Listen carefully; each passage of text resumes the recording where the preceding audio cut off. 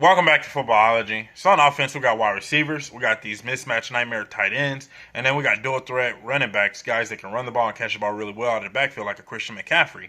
So now this puts a lot of pressure on the defense to try to match up with these guys, and it's almost borderline impossible, and that's kind of where I want to put my attention at. I realize that there's a new position on defense that we like to call the joker slash chess piece, and these guys are really interesting when you think about them.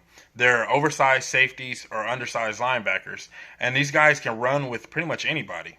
So guys like Deion Buchanan, Charles Woodson, Mark Barron, and probably my favorite one, Taylor Mays. And Telva Smith was also one of those guys that you could put in this category as the ultimate chess piece or joker piece. Even though they played a traditional 4-3 in Jacksonville, he was a guy that was able to run with a lot of tight ends and a lot of running backs because his undersizedness at the linebacker position, but he was just so much more dangerous. And I felt like he got this Jacksonville defense that much more dangerous as well because they were able to play a traditional 4-3 with team and still being able to match up against a lot of offenses and teams not knowing how to really kind of run against them or do anything against them. I don't think he got enough credit for being the ultimate joker piece, if you will.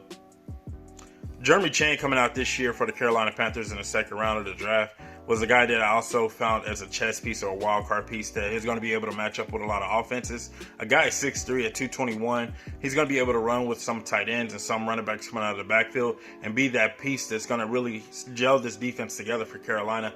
And I just don't feel like the joker slash wild card piece gets enough credit for what it truly is. People just look at it as another linebacker on the field or another safety on the field when this guy is actually taking away probably some of the most important weapons on the field. And guys like Travis Kelce, George Kittle, Christian McCaffrey, Ezekiel Elliott. Like, I'm not saying they're going to completely shut these guys down, but what I'm saying is give you something to match up against them. Another guy I think was Justin Reed also for the no, it wasn't Justin Reed. What was his name? It was a safety for the Houston Texans in the playoff game against the Chiefs, who matched up consistently against Travis Kelce. And he was a guy that was able to not, like I said, not take him out of the game, but actually stay, stride for stride with him, at least contest the ball when it got there. And I just feel like the joker slash chess piece slash wild card, whatever you really want to call it, it's no longer a linebacker, it's no longer a safety. It's a very vital, important part to a defense, a successful defense at that. If you have one of these guys on your roster, it's going to be a guy that's going to be able to really help you match up well against offenses. And I don't think coaches or teams have not put a big emphasis on this position, but once they start doing, you're going to start seeing a lot better defensive play come out.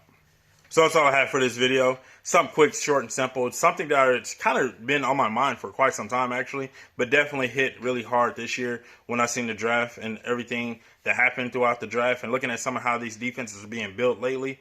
Let me know what you guys think in the comment section below. Is there a guy that I missed that you feel like is a joker slash wildcard chess piece for their respective defenses? Let me know what you think in the comment section below about this.